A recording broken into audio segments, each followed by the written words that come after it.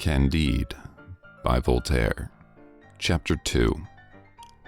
What happened to Candide among the bougres?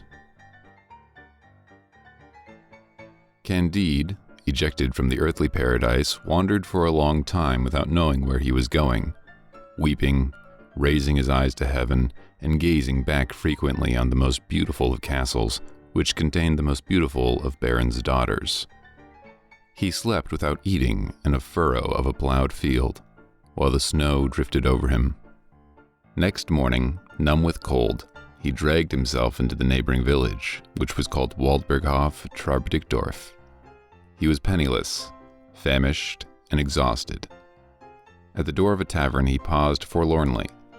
Two men dressed in blue took note of him. "Look, chum," said one of them, "there's a likely young fellow of just about the right size." They approached Candide and invited him very politely to dine with them. "Gentlemen," Candide replied with charming modesty, "I'm honored by your invitation, but I really don't have enough money to pay my share." "My dear sir," said one of the blues, "people of your appearance and your merit don't have to pay. Aren't you 5 feet 5 inches tall?" "Yes, gentlemen, that is indeed my stature," said he, making a bow. "Then, sir, you must be seated at once. Not only will we pay your bill this time, we will never allow a man like you to be short of money, for men were made only to render one another mutual aid." "You are quite right," said Candide. "It is just as Dr. Pangloss always told me, and I see clearly that everything is for the best." They beg him to accept a couple of crowns. He takes them and offers an IOU. They won't hear of it, and all sit down to table together. "Don't you love dearly?" "I do indeed," says he. "I dearly love Miss Cunegonde." No, says one of the gentlemen. "We are asking if you don't love dearly the king of the bougres." "Not in the least," says he. "I never laid eyes on him." "What's that you say? He's the most charming of kings, and we must drink his health." "Oh, gladly, gentlemen," and he drinks. "That will do," they tell him.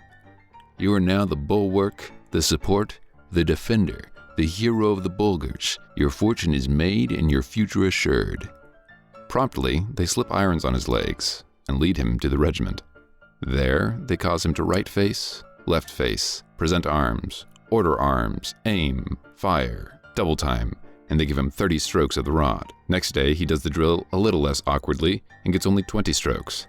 The third day, they give him only 10, and he is regarded by his comrades as a prodigy. Candide, quite thunderstruck, did not yet understand very clearly how he was a hero. One fine spring morning, he took it into his head to go for a walk, stepping straight out as if it were a privilege of the human race, as of animals in general, to use his legs as he chose. He had scarcely covered 2 leagues when 4 other heroes, each 6 feet tall, overtook him, bound him, and threw him into a dungeon. At the court-martial, they asked which he preferred, to be flogged 36 times by the entire regiment, or to receive summarily a dozen bullets in the brain. In vain did he argue that the human will is free and insist that he preferred neither alternative. He had to choose. By virtue of the divine gift called liberty, he decided to run the gauntlet 36 times and actually endured 2 floggings. The regiment was composed of 2,000 men that made 4,000 strokes, which laid open every muscle and nerve from his nape to his butt. As they were preparing for the 3rd beating, Candide, who could endure no more, begged as a special favor that they would have the goodness to smash his head. His plea was granted. They bandaged his eyes and made him kneel down. The king of the bougres, passing by at this moment, was told of the culprit's crime, and as this king had a rare genius, he understood from everything they told him of Candide that this was a young metaphysician, extremely ignorant of the ways of the world. So he granted his royal pardon, with a generosity which will be praised in every newspaper in every age. A worthy surgeon cured Candide in 3 weeks with the ointments described by Dioscorides. He already had a bit of skin back and was able to walk when the king of the bougres went to war with the king of the Ibers.